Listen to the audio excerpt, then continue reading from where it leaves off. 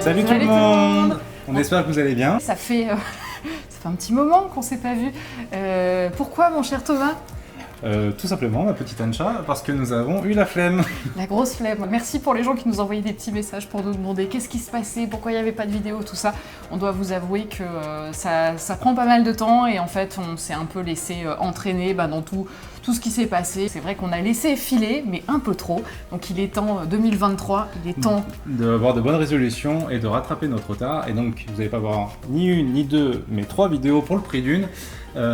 Qui vont sortir normalement à un intervalle assez court. Donc la dernière fois, on vous a laissé quelque part dans la jungle amazonienne et on n'avait pas trop le temps finalement de se reposer parce qu'on avait une autre aventure qui nous attendait quelques jours plus tard. Mais en fait, on devait rejoindre une ville qui s'appelait Tupisa pour un tour de 4 jours dans le Salar de Uyuni. Sauf que si vous regardez sur la carte, Trinidad et Tupisa, c'est pas du tout la porte d'à côté. Pour faire court, on a dû prendre un bus, un vol, un autre bus, et tout s'est bien goupillé. Il y avait des grèves en plus de prévu, tout ça, donc on a eu de la chance. Si vous vous rappelez du Machu Picchu, du Pérou et tout ça, les tours, enfin voilà, normalement c'est pas trop notre délire. Mais pourquoi est-ce qu'on a pris ce tour finalement ? Tout simplement parce qu'on ne peut pas faire autrement, parce que les routes sont très compliquées, il faut quand même s'y connaître et naviguer dans le sud de la Bolivie, c'est pas simple. Donc pour le coup, on nous a recommandé une agence, donc le tour était duré 4 jours et donc allait se dérouler au Salar d'Uyuni et ensuite nous permettre de rejoindre la frontière chilienne qui sera la prochaine étape dans notre vidéo. Et donc le matin, il y a notre chauffeur Tito qui vient avec son 4x4 et qui avait toutes les provisions sur le toit, donc l'eau, l'essence, et nous a déposé aussi pour faire le plein de provisions alimentaires parce qu'on allait être en autonomie pendant 4 jours. Et ensuite on a pris la route. En 3-4 heures on a rejoint la première étape qui était la porte d'entrée au Salar de Uyuni. Un cimetière de train, comme vous pouvez voir, c'est un endroit un petit peu particulier, c'est vraiment la porte d'entrée sur le Salar et en soi il n'y a pas grand chose à en dire. Non, c'est juste vraiment juste des trains, donc c'est vraiment une attraction touristique et nous on venait principalement au Salar de Uyuni. Et donc après cette étape on a rejoint notre hôtel. Alors l'hôtel avait une sacrée particularité, c'est qu'il était en selle.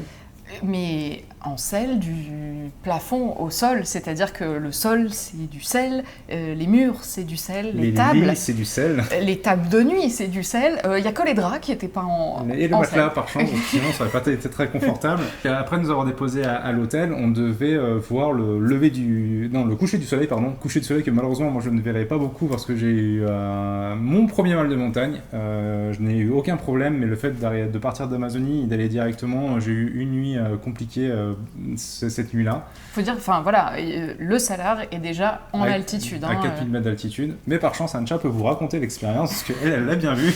Lui, il l'a vu depuis la voiture, mais il était un peu comme ça, sur le côté. Le Salar, pour ceux qui ne voient pas, c'est cette immense étendue en sel, où on n'a quasi aucun repère, à part une grande étendue blanche, comme vous pouvez voir. Et on a donc ce coucher de soleil avec des couleurs incroyables et splendides. C'est que le premier soir de notre aventure et déjà on sait que ça va être fou. On a pris plein les yeux. Et en fait le lendemain matin, on doit se lever tôt. Lever à 3h30 dans un froid glacial pour aller voir le lever du soleil cette fois. Et donc là on rejoint une sorte d'îlot, ils appellent ça l'île aux cactus. Et effectivement c'est une sorte de colline avec plein de cactus partout. Comment on a fait déjà pour la rejoindre cette île ? Alors ça c'était assez dingue, c'est que donc Tito roulait de nuit. Et Tito, quand il passait en mode sérieux, retournait sa casquette, mettait près du volant, le nez comme ça, et il conduisait vraiment sérieusement. Et pour le coup, il regardait un peu le ciel, regardait un peu la route. Et apparemment, il se repérait aux étoiles pour pouvoir conduire. Il était vraiment comme ça, il disait là on ira à droite. Et on était là, mais c'est-à-dire, il n'y a vraiment aucun repère. Mais lui, visiblement, en avait.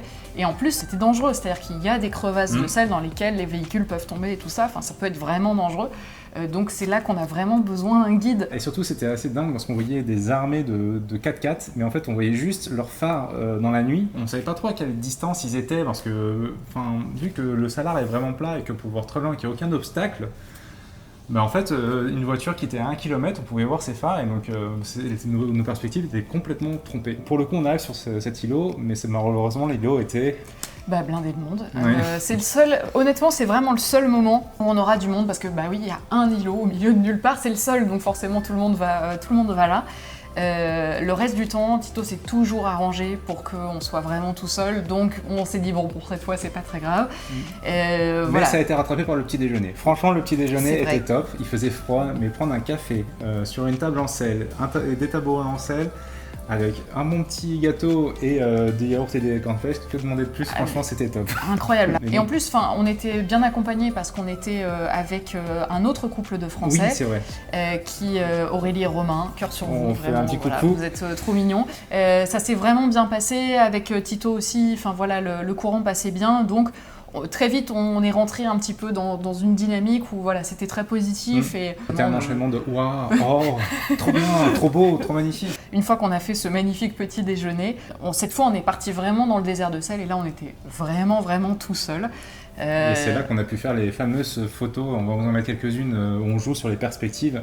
Et c'est vrai que c'est assez dingue. Et nous, on ne savait pas trop non plus comment s'y prendre, mais heureusement Tito nous a un peu expliqué comment faire. Franchement, il est tellement l'habitude d'en faire que pour le coup... Il avait plein d'idées, il était hyper drôle en plus parce que quand nous on avait des idées, il était là, alors toi tu vas te mettre là, toi tu fais ça, toi tu fais ça. Vraiment, c'était directeur Tito. Limite, il aurait pu mettre à nouveau sa casquette en arrière et se mettre très sérieux comme ça. Il était hyper drôle et on a passé au moins une heure à faire toutes ces photos et à bien rigoler. C'était vraiment un moment incroyable et puis c'est toutes les photos qu'on avait vues passer sur les réseaux sociaux et tout ça. Franchement ça vaut le coup et en plus on pensait que c'était vraiment le summum. Dès le début on s'est dit bon ça y est, on a vu le plus beau et maintenant c'est que de la route. Franchement on s'est trompé parce que honnêtement le reste du voyage était limite plus beau que le Salar de Uyuni. On va en parler pourquoi, parce qu'on va passer 2 jours à traverser tous les paysages de Bolivie pour rejoindre le Chili et on va voir des montagnes colorées, des lacs dont les couleurs sont... Mais en fait, c'est une autre planète. Des lacs rouges, marron, émeraude, des flamants roses. Plein d'animaux différents, des couleurs, les paysages qui changent d'heure en heure. En fait, on passe d'un paysage désertique à un paysage montagneux avec un paysage un peu plus riche en flore. Enfin, c'est... Honnêtement, il n'y a aucun autre endroit. Pourtant, on est passé, même aux États-Unis, tout ça, on est passé par des endroits un peu désertiques, un peu montagneux, tout ça, mais il n'y a aucun autre endroit sur Terre qui nous a donné jusque-là cette impression. Ce sentiment de changer tout le temps, c'est vraiment... Et puis d'être vraiment ailleurs. Là, pour le coup, d'être loin et d'être... et c'est vrai que ça a rajouté à cet enchantement. Et comme tu disais, il y a un waouh. Alors là, c'était toutes les 10 secondes. Mais c'était tout le temps, c'est un truc de dingue. On roulait sur la route et par contre, Tito nous a dit, clairement, là, on enchaîne, on va partir sur la partie difficile de la route. Faut pas se mentir, ça secoue vraiment. Enfin, on est vraiment tout le temps sur le 4x4 en train de sautiller, on se tape un peu la tête. Heureusement que c'est un 4x4 d'ailleurs qui a des bonnes suspensions. Et en plus, ce qui rajoute au charme de ce tour, c'est qu'on dort chez l'habitant. On dort chez l'habitant, on a quand même l'occasion de pouvoir un petit peu voir comment ils vivent. On a l'occasion aussi de partager avec Tito, de partager des moments où il nous raconte un petit peu comment ça se passe dans sa famille, l'histoire du pays, la politique, tout ça. Et donc ça rajoute en fait à cette authenticité qu'on cherchait vraiment et qui nous manquait dans des endroits où on a un petit peu couru finalement. Ces jours sont passés à une vitesse folle. C'est passé très vite et la conclusion de ce tour est juste magnifique, c'est qu'on arrive à un endroit où il y a en fait une sorte de piscine extérieure thermale où l'eau est à 42. Parce qu'on a une activité volcanique. Parce qu'il y a une activité volcanique bien sûr, donc on a pu voir aussi des fumerolles et des volcans. Et donc on arrive à cet endroit, donc l'hôtel en lui-même n'a rien de particulier, c'est juste une chambre qu'on partage, mais en fait on va avoir la chance de pouvoir se baigner dans une eau à 42 et de voir un ciel étoilé comme on n'en voit nulle part, où on voit tout, on voit la Voie lactée, on voit vraiment tout, c'est... Un calme incroyable, bon, pas dans la piscine, mais l'endroit est quand même... On a quand même eu un groupe de Français qui a commencé à mettre de la musique rap et se sont vite fait appeler à l'ordre. Et donc, vu que c'était bon, on s'est dit, on va faire le lever du soleil. Et donc, le lendemain matin... On est sortis avec emmitouflés dans nos sacs de couchage. Ça donne des photos magnifiques d'ailleurs. Pour aller voir le lever du soleil, on pensait qu'on était hyper courageux. En fait, pas du tout. Les locaux, ils étaient déjà là depuis au moins 1 heure. Et on s'est installé juste sur un petit muret à attendre que le soleil se lève juste en face finalement des thermes. C'était vraiment une belle expérience. Au point que quand le lendemain matin, on rejoignait la frontière chilienne, on a dû donc laisser Tito. On avait un pincement au cœur parce qu'on a passé...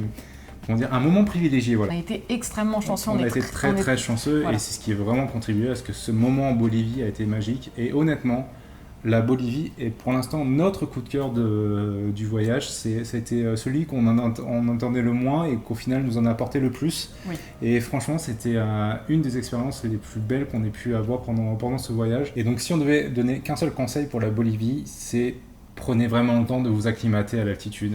Honnêtement, nous on regrette de ne pas avoir pris plus de temps pour avoir déjà évité ce mal des montagnes. Moi je l'ai eu par exemple pendant le Cerdonie, mais Ancha l'a eu le dernier jour, un carabiné aussi. Donc, ce qui est fou, c'est que malgré ça, on a quand même passé un moment exceptionnel, mais c'est une condition à ne pas ignorer dans un voyage en Bolivie. Et donc on vous laisse à la frontière chilienne.